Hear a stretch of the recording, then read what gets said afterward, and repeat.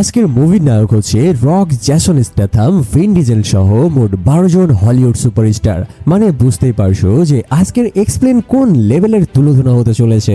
এই মুভি বা এক্সপ্লেন দেখেনি এমন পোলাপান খুঁজে পাওয়া যাবে না, তবে অন্যান্য চ্যানেলে এক্সপ্লেন গুলো খন্ড খন্ড ভাবে আপলোড করা হয়েছে, কারণ মুভিটা টোটাল 1 থেকে 10টা ভাগে বিভক্ত। আর এই কারণেই তোমাদের কথা চিন্তা করে আমি এটাকে এমন ভাবে এক্সপ্লেন করেছি যেটা দেখার সময়ে তোমার সিরিয়ালি 10টা মুভি দেখার প্রয়োজনই পড়বে না। তোমাদেরকে কথা দিয়ে বলছি, যদি তোমরা এই ভিডিও 3 থেকে 4 মিনিট দেখতে পারো তবে পুরো ভিডিওটি দেখতে তুমি বাধ্য হবে, কারণ আমি এমন কড়া ভাইব দিয়ে এক্সপ্লেন করেছি, ভিডিওটা দেখা শুরু করলে তুমি চোখে ফেরাতে পারবে না। এই মুভি বানাতে খরচ হয়েছিল 450 কোটি টাকার আশেপাশে, কিন্তু এই মুভি থেকে আয় করা হয়েছিল প্রায় 22,000 কোটি টাকা। আর যেখানে রক, জ্যাসন স্ট্যাথাম সহ ভিন ডিজেলের মতো নায়ক একই মুভিতে রয়েছে, তো বুঝতেই পারছো আজকের এক্সপ্লেন হতে চলেছে ধরতক্তা মারপেরেক স্টাইলের। তাই আর বেশি পেঁচাল না বাড়িয়ে চলো সাবস্ক্রাইব করে দিয়ে শুরু করি আজকের মুভির এক্সপ্লেনেশন। মুভির শুরুতে আমরা একজন টাকলু মাথার লোককে দেখতে পাই। এই লোকের নাম হচ্ছে ডেকার শ। সে এই হসপিটালে কেন এসেছে জানো? কারণ কিছু লোকজন তার ছোট ভাইকে মেরেছে। রুমের মধ্যে হাসপাতালের বেডে আমরা তার ছোট ভাইকে দেখতে পাই, যে কিনা উদুম লেভেলের কালানি খেয়ে আধমরা অবস্থায় পড়ে রয়েছে। ডেকার শ তার ভাইয়ের হাতে একটা অটোমেটিক রাইফেল ধরিয়ে দেয় আর তাকে শপথ করে বলতে থাকে, তোর সাথে যারা এই অবস্থা করেছে আমি তাদেরকে এক একজনকে ধরে ধরে টুকরো টুকরো করে কাটবো। তবে এখানে ভয়ের ব্যাপার হচ্ছে যে ডেকার শয়ের ছোট ভাইকে যারা মেরেছে তাদের পরিচয় জানলে তোমরাও আটকে উঠবে। এই যে বিশাল দেহী পালোয়ান মানুষটাকে দেখতে পাচ্ছ, এর নাম হচ্ছে হবস, যে একজন আমেরিকার ইন্টেলিজেন্সি ডিপার্টমেন্টের খুবই ভয়ঙ্কর একজন সদস্য। আর হাতে হ্যামার নিয়ে দাঁড়িয়ে থাকা এই টাকলু মাথার লোকের নাম হচ্ছে ডোম। এই ডোম নামের লোকটা হচ্ছে দুনিয়ার সব থেকে খতরনাক একজন ক্রিমিনাল। আর ডোম এবং হবস মিলেই ডেকার্ড শয়ের ছোট ভাইকে কেলিয়েছে। মানে বুঝতেই পারছো যে মুভির কাহিনী এবার কোন দিকে যাচ্ছে। তবে তার আগে তোমাদেরকে এই ডেকার্ড শয়ের কাহিনী কিছু বলে নেই। টাকলু মাথার ডেকার্ড শয়ের মা লন্ডনের একজন কুখ্যাত লেডি মাফিয়া, যার কথায় বাঘা বাঘা সব মাফিয়ারা থরথর করে কাঁপে। ডেকার্ড শয়ের একটা বোন রয়েছে যার নাম হ্যাটি, সে নিজেও একটা মাফিয়ার গ্যাং চালায়। ডেকার্ড শয়ের একমাত্র গার্লফ্রেন্ড যার নাম জেসমিন, যার কাছে আছে দুনিয়ার আধুনিকতম একটা ডেল্টা ফোর্স এবং অস্ত্রের কারখানা।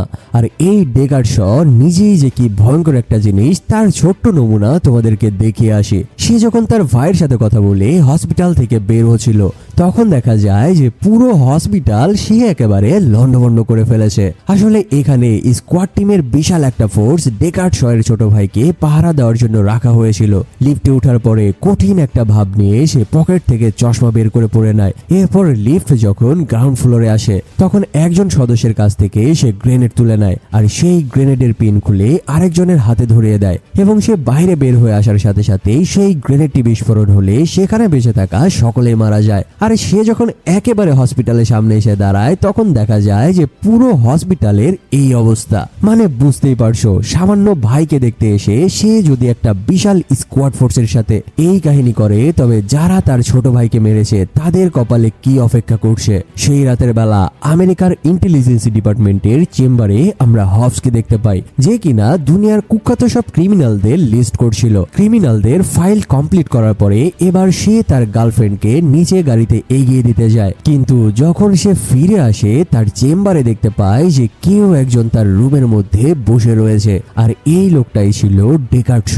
সে হবসের কম্পিউটার থেকে সেই ক্রিমিনালদের লিস্টগুলো ট্রান্সফার করছিল তার পেন ড্রাইভে। তবে এখানে তার অ্যাটিটিউড এমন কড়া লেভেলের ছিল যে সে যেন নিজের রুমে বসে কাজ করছে। এখানে কথার মাঝে সে হবসকে ব্যস্ত রাখে আর ফাইলগুলো ট্রান্সফার হয়ে যাওয়ার সাথে সাথেই হঠাৎই হবসের উপরে আক্রমণ করে বসে। হবস যে তার উপরে পাল্টা আক্রমণ করবে সেই সময়টুকুই পায়নি। অবশেষে হবস যখন বুঝতে পারে যে তাকে থামাতে হলে এবার তাকে ফায়ার করতে হবে, এবার সে তার রিভলভার বের করে শয়ের উপরে আক্রমণ করা শুরু করে দেয়। আর এদিকে উপরে গোলাগুলির সাউন্ড শুনে হবসের গার্লফ্রেন্ড এলিনা আবারও উপরের দিকে উঠে আসে। আর এইবার শ একটা হেভি পাওয়ারফুল গ্রেনেডের পিন খুলে দিয়ে ছুড়ে মারে তাদের দিকে। এই অবস্থায় নিজের গার্লফ্রেন্ডকে বাঁচাতে হবস তাকে নিয়ে বিল্ডিং এর জানালার কাজ ভেঙে মাটিতে লাফিয়ে পড়ে। তারা দুজনে এসে পড়ে একটা বিশাল গাড়ির ওপরে। আর ওপর থেকে এই হাতির মতো পাল্লান পড়ার কারণে পুরো গাড়ি একেবারে দুমড়ে মুচড়ে চুরমার হয়ে যায়। তবে এখানে হবস মারাত্মক লেভেলের আহত হয়ে তার একটা হাত ভেঙে যায়। আর এদিকে এদিকে ওপর থেকে ডেকার্ড শ আরামসে সেই পেন ড্রাইভটি খুলে নিয়ে সেখান থেকে বেরিয়ে যায়। মানে বুঝতেই পারছো যে তার সাথে পাঙ্গা নিলে এই অবস্থাই হবে। পরের দিন সকালবেলা আমরা ডোমকে দেখতে পাই যে তার বোন মিয়ার বাসায় বেড়াতে এসেছিল। ডোম তার ভাগ্নিকে আদর করতে করতে তার বোনকে বলতে থাকে, আমি তোদেরকে রিপাবলিক ডোমিনিকা নামক এক নিরাপদ দেশে পাঠিয়ে দেব, কারণ এই দেশে থাকা তোদের জন্য মোটেও সুবিধার নয়। ঠিক ওই সময়ে ডোমের ফোনে একটা কল আসে। সে কলটি রিসিভ করলে ফোনের অপর পাশ থেকে ডেকার্ড শ তাকে বলতে থাকে, তোর জন্য আমি একটা গিফট পাঠিয়েছি। ডোমও বুঝতে পারে যে তাদের সাথে হয়তো কোনো খারাপ কিছু হতে চলেছে। তখনই সে ফোনের স্ক্রিনে দেখতে পায় সে যেই বাড়ির সামনে দাঁড়িয়ে রয়েছে ঠিক একই জায়গায় একটা জিপিএস ট্র্যাকিং পয়েন্ট শো করছে। এটা দেখার সাথে সাথে ডোম তার বোনকে নিয়ে বাড়ির উঠান থেকে বাইরে বের হয়ে আসতে থাকে। ঠিক ওই সময়ে তার বাড়ির সামনে পড়ে থাকা একটা বক্সের মধ্যে থেকে বিশাল পাওয়ারফুল একটা বোম ব্লাস্ট হয়ে যায়। বোমটা এতটাই পাওয়ারফুল ছিল যে তাদের পুরো বাড়ি ধ্বংস হয়ে টুকরো টুকরো হয়ে যায়। তবে ভাগ্যের জোরে এমন ভয়ঙ্কর বিস্ফোরণের হাত থেকে ডোম এবং তার বোন সহ তাদের পুরো পরিবার এই যাত্রায় প্রাণে বেঁচে যায়। আর এরই প্রতিশোধ নিতে এবার ডোমও মারাত্মক রকমের রাগের আগুনে ফুঁসতে থাকে। মানে বুঝতেই পারছো মুভি যতই এগোচ্ছে ততই কেমন যেন টান টান উত্তেজনা বাড়ছে। চলে যায় হসপিটালে হবসকে দেখতে। হবসের রুমে প্রবেশ করার পরে ডোম তাকে বলতে থাকে, তোমার এই অবস্থা কে করেছে? তুমি একবার তার নাম বলো, আমি তার কলিজা ছিঁড়ে ফেলবো। তখন হবস তাকে বলতে থাকে, এটা মোটেও সম্ভব নয়, কারণ আমাকে যে মেরেছে তাকে খতম করা তো দূরের কথা, আজ পর্যন্ত তার সামনাসামনি কেউ দাঁড়িয়ে টিকতেই পারেনি, কারণ এই লোকটার পুরো পরিবার সহ সে নিজেও একজন ভয়ঙ্কর মাফিয়া। এই সকল কিছু বলতে বলতেই হবস ডোমের হাতে একটা ফাইল তুলে দেয় যেখানে ডেকার্ড শ এর বিস্তারিত ছিল। পরদিন সকালে ডোম যখন তার এক বন্ধুর ফিউনারেলে উপস্থিত ছিল ঠিক তখনই সে লক্ষ্য করে যে গ্রেভিয়ার্ডের মধ্যে কালো গাড়িতে কেউ একজন তাকে ফলো করছে। ডোমও বুঝতে পারে যে এটা আর কেউ নয়, বরং এটা হচ্ছে তার চিরশত্রু ডেকার্ড শ, যার কারণে পুরান রাগ তার মাথায় জেগে ওঠে। আর সেও একটা হাইপারসনিক গাড়ি নিয়ে তার পেছনে ধাওয়া শুরু করে দেয়। তাদের দুজনের পাল্টাপাল্টি ধাওয়াতে অবশেষে তারা একটা টানেলের মধ্যে এসে মুখোমুখি দাঁড়াতে সক্ষম হয়। তবে এখানে দুজনেই ছিল চরম লেভেলের জেদি মানুষ, যার কারণে তারা দুজনেই দুজনের দিকে পাওয়ারফুল সুপারসনিক গাড়ি নিয়ে সর্বোচ্চ গতিতে এগিয়ে আসতে থাকে। এবং এখানে যেই লেভেলের একটা মুখোমুখি সংঘর্ষ হয়, সাধারণ মানুষ হলে হয়তো তাদের হাড্ডি গুড্ডিও গাড়ির মধ্যে খুঁজে পাওয়া যেত না। অবশেষে বিধ্বস্ত গাড়ির মধ্যে থেকে দুজনেই বের হয়ে আসে। আর ডোম এবার তার ভাঙা গাড়ির একটা রড হাতে তুলে নেয় ডেকার্ড শকে পেরে ফেলার জন্য। কিন্তু এখানে সে ডোমকে অবাক করে দিয়ে তার পকেট থেকে এবার রিভলভার বের করে। ডেকার্ড শ যখন ডোমকে প্রায় গুলি করেই ফেলবে ঠিক ওই সময়ে চারপাশের টানেলের উপর থেকে স্পেশাল ফোর্সের একটা টিম তাদের উপরে ফায়ার করতে শুরু করে দেয়। আর পরিস্থিতি বিবেচনা করে অবশেষে নিজের প্রাণ বাঁচাতে ডেকার্ড শ ওই জায়গা থেকে সরে যেতে বাধ্য হয়। এবার ডোমের সামনে এন্ট্রি হয় মিস্টার নোবডি নামক একজন আমেরিকান ইন্টেলিজেন্সি ব্যুরো ডিপার্টমেন্টের চিফের। মিস্টার নোবডি এসে ডোমকে বলতে থাকে, তুমি যাকে মারতে চাইছো এই ডেকার্ড শ এর সকল ঠিকুজি গোষ্ঠী আমার কাছে রয়েছে, এমনকি তাকে হত্যা করার জন্য আমার স্পেশাল ফোর্সও তোমাকে দিতে পারি। তবে সেটা পেতে হলে আমার জন্য তোমার একটা কাজ করে দিতে হবে। সেখান থেকে ডোমকে তুলে নিয়ে আসা হয় তাদের এক গোপন আস্তানায়। এবার মিস্টার নোবডি তাকে কি কাজ করতে হবে তার ডিটেলস বলতে থাকে। আসলে আমেরিকার ইন্টেলিজেন্সি ডিপার্টমেন্ট এক বিশেষ ধরনের ডিভাইস বানিয়েছিল যেটা দিয়ে পুরো বিশ্বের যে কোনো ক্যামেরা হ্যাক করা সম্ভব ছিল। তবে কালক্রমে এই ডিভাইসটি দুনিয়ার এক কুখ্যাত মাফিয়া জাকান্দ্রের হাতে যেয়ে পড়ে, আর সে এই ডিভাইসটি ব্যবহার করে নানা ধরনের অপকর্ম করে বেড়াচ্ছে। এখন কথা হচ্ছে ডোম যদি সেই ডিভাইসটি মাফিয়া জাকান্দ্রের হাত থেকে রেস্কিউ করে নিয়ে আসতে পারে তবেই সে ডেকার্ড শ এর সকল ডিটেলস ডোমকে দিয়ে দিবে।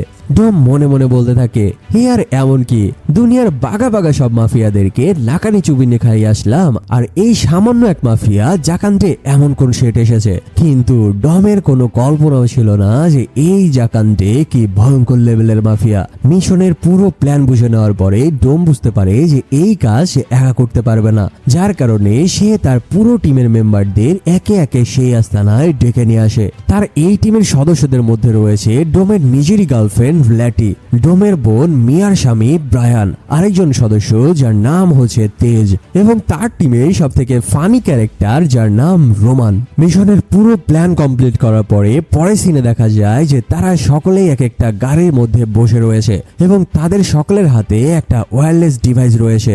আর মিনিট খানেকের মধ্যেই তাদের আশেপাশে অ্যালার্ম বাজা শুরু হয়ে যায়। আর এখানে আমরাও দেখতে পাই যে তারা শুধু গাড়ির মধ্যে নয়, বরং পুরো গাড়িগুলো একটা বিশাল কার্গো বিমানের মধ্যে রয়েছে। আর এই বিমানটি বর্তমানে কয়েক হাজার ফুট ওপরে আজারবাইজানের আকাশে উঠছে।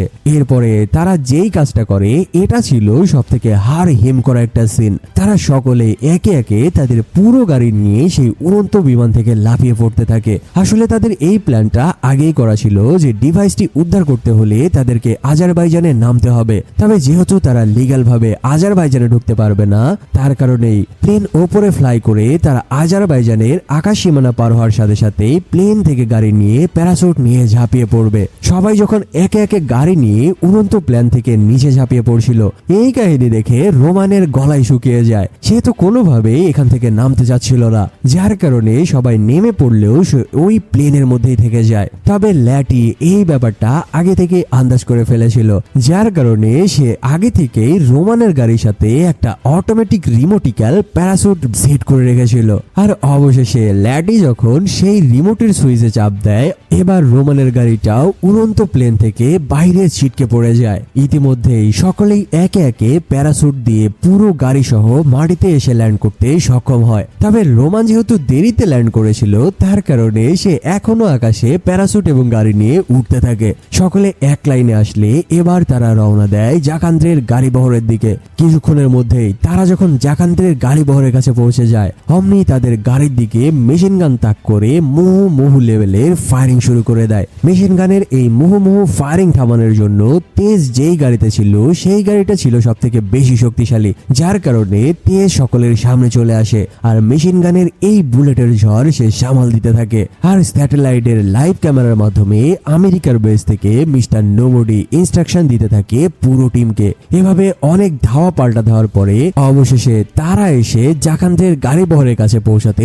সক্ষম হয়। আর ব্রায়ান পেছন থেকে একটা বিশাল লরির মধ্যে উঠে যায়। সবাইকে মেরে ব্রায়ান যখন লুকিয়ে রাখা ডিভাইসের কেবিনের দরজা খুলে, সে দেখতে পায় যে সেখানে কোনো ডিভাইস নাই, বরং একজনকে চোখ মুখ বেঁধে আটকে রাখা হয়েছে। সে যখন ওই মানুষের মুখোশ খুলে ফেলে, এবার সে দেখতে পায় যে এটা একটা মেয়ে। কিন্তু এই মেয়েকে এত হাই সিকিউরিটি দিয়ে কেন আটকে রাখা হয়েছে? মূলত যে ডিভাইসটি তারা খুঁজতে এসেছে, এই ডিভাইসটি একমাত্র চালাতে পারে এই হ্যাকার মেয়ে যার নাম রামেসা। যদি তারা সেই ডিভাইসটি চালাতে চায়, তবে এই মেয়েটিকে তাদের দরকার হবে, যার কারণে মিস্টার নোবডি প্ল্যান করে আগে তাদেরকে এই মেয়েটিকে রেস্কিউ করালো। ব্রায়ান যখন রামেসিকে ডোমের গাড়িতে তুলে দেয়, ঠিক সেই মুহূর্তে ডোমের গাড়িতে এসে ধাক্কা মেরে বসে ডেকার্ড শ। এই কাহিনী দেখে আমেরিকার বেস থেকে স্বয়ং নোবডিও একেবারে চমকে ওঠে। ডেকার্ড শ অনেক চেষ্টা করতে থাকে ডোমের গাড়িকে ধাক্কা মেরে রামেসিকে ছিনিয়ে নেওয়ার জন্য। আর এই কাজ করতে যেয়ে তাদের দুজনেরই গাড়ির ব্রেক ফেল হয়ে যায় এবং বিশাল পাহাড়ের খাদের নিচের দিকে পড়ে যেতে থাকে। তবে এখানেই দেখা যায় তাদের আসল ড্রাইভিং স্কিল। পাহাড় থেকে পড়তে পড়তে তাদের সামনে বিশাল এক ঢাল চলে আসে, আর এই বিশাল গতিতে অবশেষে ডোম এবং ডেকার্ড শ তাদের দুজনেরই গাড়ির কন্ট্রোল নিয়ে নিতে সক্ষম হয়। এদিকে পেছনে দেখা যায় সেই বাসের মধ্যে ব্রায়ান এবং একজন স্পেশাল ফোর্স কমান্ডোর সাথে হাতাহাতি হওয়ার সময় সেই গাড়িতে থাকা একটা মেশিন গানের সুইচে চাপ লেগে যায়, আর মেশিন গানের গুলিতে চারপাশে থাকা সকল গাড়ি উড়ে যেতে থাকে। এভাবে মারামারি চলার কিছুক্ষণের মধ্যে তাদের সেই বাসটি ভয়াবহভাবে অ্যাক্সিডেন্টের কবলে পড়ে যায়, আর উল্টে গিয়ে হাইপারসনিক স্পিডে থাকার কারণে উল্টা অবস্থাতেই সেই বাসটি পাহাড়ের খাদের দিকে এগিয়ে যেতে থাকে। আর এখানেই সুযোগ বুঝে সেই স্পেশাল কমান্ডো ব্রায়ানকে গাড়ির মধ্যে তালা দিয়ে আটকে দিয়ে গাড়ি থেকে লাফ দিয়ে প্রাণে বেঁচে যায়। তবে ব্রায়ান দেখতে পায় যে তার পুরো বাসটি এক বিশাল পাহাড়ের খাদের দিকে এগিয়ে যাচ্ছে। আর এই সিনটা ছিল পুরো মুভির মধ্যে একেবারে দম বন্ধ করে দেওয়ার মতো একটা সিন। পাহাড় এবং খাদের মাঝামাঝি অবস্থায় সেই বাসটি আটকে থেকে দুলতে থাকে আর ব্রায়ান একেবারে মৃত্যুর মুখে দাঁড়িয়ে যায়, কারণ তার সামনে এখান থেকে বেঁচে ফেরার আর কোনো পথই বেঁচে নাই। সেই বাসটি একটু একটু করে খাদের দিকে এগিয়ে যেতে থাকে। ঠিক সেই সময়ে ব্রায়ান তার নিজের জীবনের জন্য শেষবারের চেষ্টা দিয়ে বাসের উপরের দিকে একটা দৌড় শুরু করে, আর অবশেষে সেখানে ল্যাটি এসে গাড়ি নিয়ে এক মারাত্মক রকমের ড্রিফট করলে ব্রায়ান ল্যাটির গাড়ির পেছনের উইন ধরতে সক্ষম হয়। আর অন্যদিকে ডম রামিসিকে নিয়ে ডেকার্টশয়ের সাথে রেসিং করতে যেয়ে অবশেষে কুখ্যাত মাফিয়া জাকান্দ্রের বিশাল ফোর্সের সামনে আটকা পড়ে যায়। এখন ডোমের কাছে দুইটা পথ বাকি রয়েছে, এক রামিসাকে ফেরত দিয়ে আত্মসমর্পণ করা, আর দ্বিতীয়ত তার পেছনে রয়েছে বিশাল পাহাড়ের খাদ, যেখান থেকে তাকে জাম্প করে পালিয়ে যেতে হবে। জাকান্দ্রে সহ সকলে মনে করেছিল ডম হয়তো এবার সারেন্ডার করবে, কিন্তু সবাইকে পুরো টাস্কি লাগিয়ে দিয়ে ডম তার গাড়ির ফুল স্পিড বাড়িয়ে দিয়ে সেই পাহাড়ের দিকে জাম্প করে।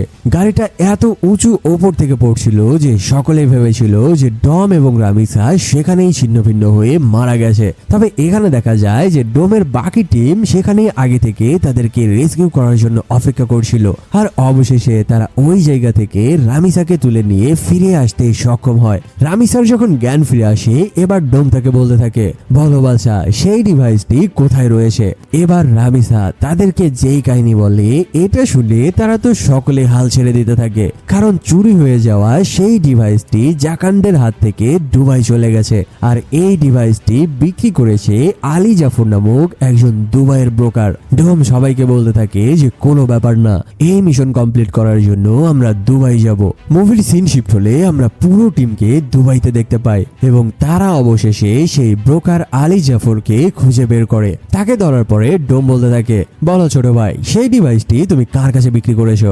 অবশেষে আলী জাফর বলে দেয় যে সামনের যে বিশাল ভবন দেখতে পাচ্ছ, তোমরা যেই ডিভাইসটি খুঁজছো সেই ডিভাইসটি রয়েছে ওই ভবনের 108 তলাতে। তবে ইন্টারেস্টিং ব্যাপার হচ্ছে যে এই ডিভাইসটি যে কিনেছে সে নিজেও জানে না যে এই ডিভাইস দিয়ে এমন ভয়ঙ্কর কাজকর্ম করা যায়। আসলে হাতে টাকা ছিল, তাই সে শখের বসে ডিভাইসটি কিনে তার গাড়ির মধ্যে শোপিস হিসেবে ফেলে রেখেছে।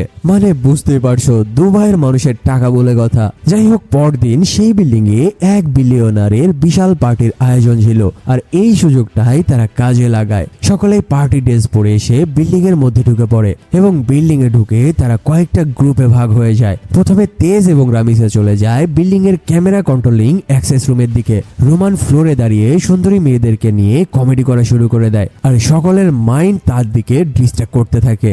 অন্যদিকে ল্যাটি একজন গার্ডকে মেরে মেইন পাওয়ার সাপ্লাই রুমের দিকে এগিয়ে যেতে থাকে, আর অন্যদিকে ব্রায়ান এবং ডোম অবশেষে পৌঁছে যায় তাদের সেই কাঙ্ক্ষিত গাড়ির কাছে। তোমরা সেই গাড়িটাকে দেখতে পাচ্ছ, এই বিশাল লাক্সারি গাড়ির দাম কত অনুমান করতে পারো? প্রায় 300 মিলিয়ন ইউএস ডলার।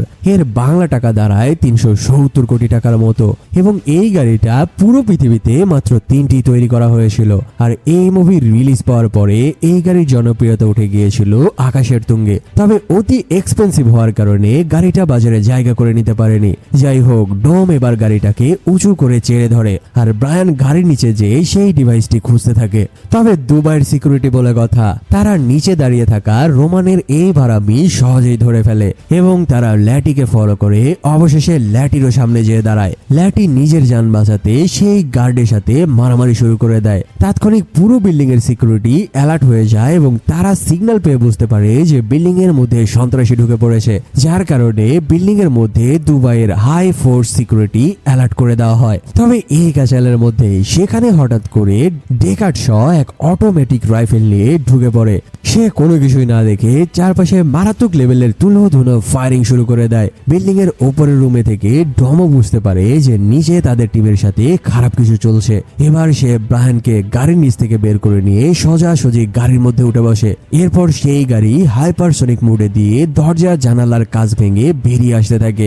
এক বিল্ডিং থেকে জাম্প করে আরেক বিল্ডিং নিয়ে গাড়ি নিয়ে পার হয়ে যায়। তবে কিছুক্ষণের মধ্যে ডম বুঝতে পারে যে তার গাড়ির ব্রেক কাজ করছে না, যার কারণে সেই হাই স্পিড না কমিয়ে এবার তৃতীয় বিল্ডিং এ জাম্প করার সিদ্ধান্ত নেয়। সেই গাড়ি হাইপারসনিক গতিতে সামনের দিকে এগিয়ে যেতে থাকে। তবে ততক্ষণের মধ্যে ব্রায়ান সেই ডিভাইসটি গাড়ির মধ্যেই খুঁজে পায়, যার কারণে সে গাড়ি থেকে লাফ দিয়ে বের হয়ে যায়। আর ডমও দেখতে পায় যে তার বিল্ডিং এর সামনে রয়েছে ফাঁকা জায়গা, মানে এখান থেকে পড়লে সে মারা যাবে, যার কারণে সে গাড়িটিকে ফুল স্পিডে রেখেই ঝাঁপিয়ে পড়ে। আর সেই গাড়িটা 108 তলার উপর থেকে পড়েছে দুমড়ে মুচড়ে ভাঙাড়িতে পরিণত হয়। ভাইরে ভাই, 300 মিলিয়ন ইউএস ডলারের একটা গাড়ি। তোমরা যারা ফাস্ট এন্ড ফিউরিয়াস মুভিগুলো দেখেছো তারা সকলেই জানো যে এই মুভিতে কত লাক্সারি গাড়িগুলো ধ্বংস করা হয়েছিল।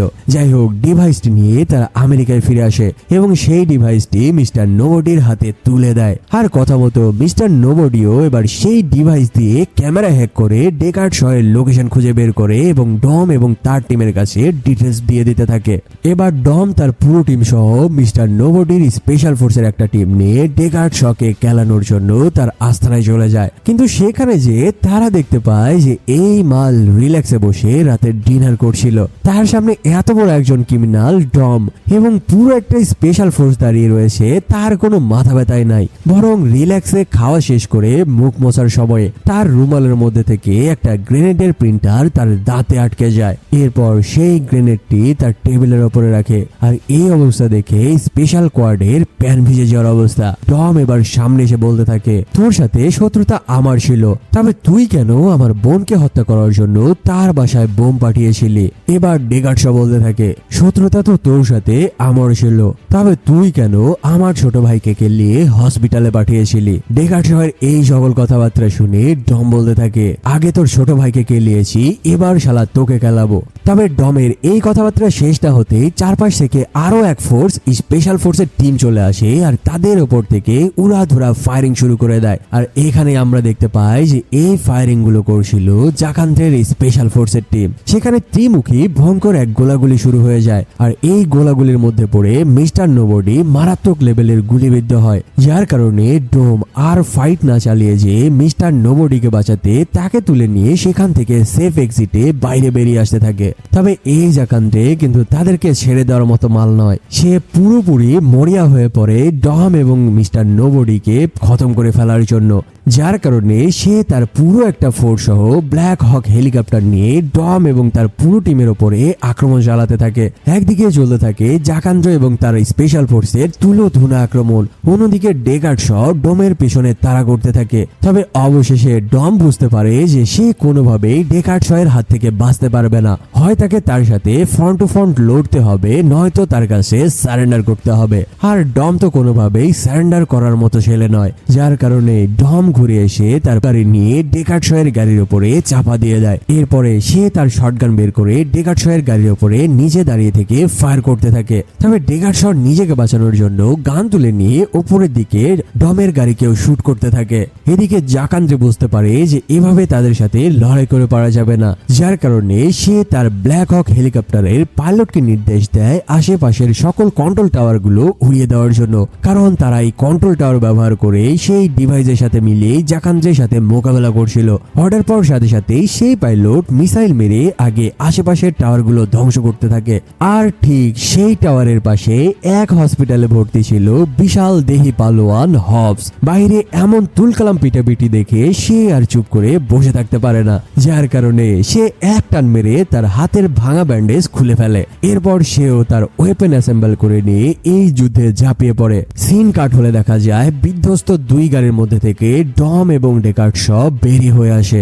এবার শ তার হাতে বিশাল এক হ্যামারি নিয়ে বের হয়। তবে গাড়ির মধ্যে থেকে এবার ডম একটা শটগান বের করে, কিন্তু সে বলতে থাকে যে যা, তোকে আমি গুলি করে মারবো না, তোকে আজকে হ্যামার দিয়ে পিটিয়ে মনের স্বাদ মিটাবো।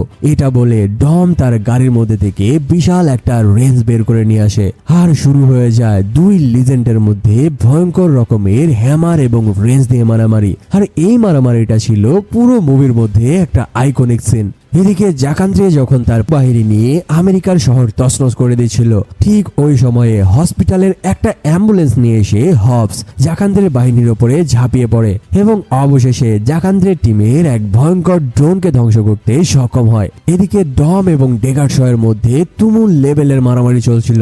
ঠিক ওই সময়ে জাকান্দ্রে তার হেলিকপ্টার নিয়ে ডমের দিকে মেশিন গান তাক করে বসে। জাকান্দ্রে ডমকে মেশিন গান দিয়ে উড়িয়ে দিবে ঠিক তার আগ মুহূর্তে হবস নিচে পড়ে থাকা এক অটোমেটিক মেশিন গান তুলে নেয় আর জাকান্দ্রের ব্ল্যাক হক হেলিকপ্টারের দিকে এলোমেলো ভাবে ফায়ার করা শুরু করে দেয়, যার কারণে জাকান্দ্রের পুরো হেলিকপ্টার নিয়ন্ত্রণ হারিয়ে ফেলে। আর এই সুযোগে ডম সেখানে ব্যাগের মধ্যে 1 ডজন গ্রেনেড পড়ে থাকতে দেখতে পায়। সে ওই গ্রেনেডের ব্যাগ তুলে নেয় আর হাইপারসোনিক গাড়ি নিয়ে জাকান্দ্রের হেলিকপ্টারের দিকে জাম্প করে উড়ে যেতে থাকে। তবে ভাগ্য ভালো থাকায় জাকান্দ্রের হেলিকপ্টারের সাথে ডমের গাড়ি ধাক্কা লাগা থেকে বেঁচে যায়, কিন্তু জাকান্দ্রে দেখতে পায় যে ডম তার হেলিকপ্টারের একটা অ্যাঙ্গেলের সাথে সেই গ্রেনেড ভর্তি ব্যাগটি ঝুলিয়ে রেখে গেছে। আর এই সুযোগ পাওয়ার সাথে সাথে নিচে দাঁড়িয়ে থেকে হবস সেই গ্রেনেডের ব্যাগে এক শুট করে বসে।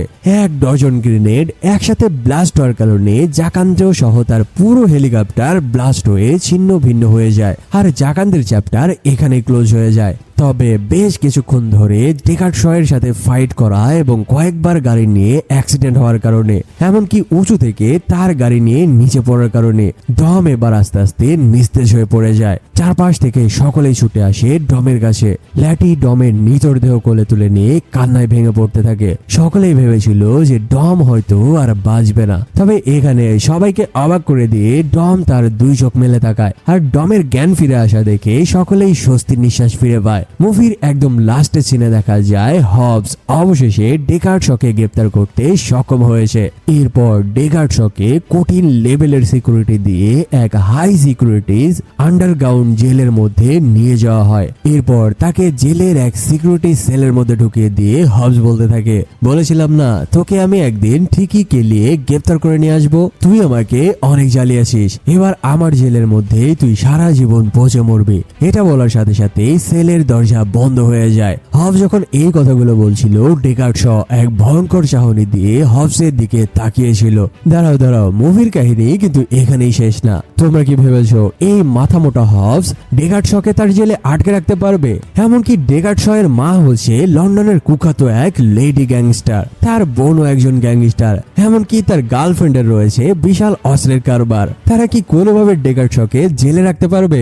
এই মুভির পরের পার্টে তোমরা দেখতে চলেছো যে সে এই জেল মেল উড়িয়ে দিয়ে কিভাবে হবসকে তুলো করে জেল ভেঙে পালিয়ে যায়। যদি এই মুভির সেকেন্ড পর্ব দেখতে চাও তবে অবশ্যই কমেন্ট করে জানাবে। তোমাদের জন্য আমিও কড়া লেভেলের এক্সপ্লেন নিয়ে হাজির হয়ে যাব। দেখা হচ্ছে পরের ভিডিওতে। সে পর্যন্ত ভালো থাকো, সুস্থ থাকো, ধন্যবাদ।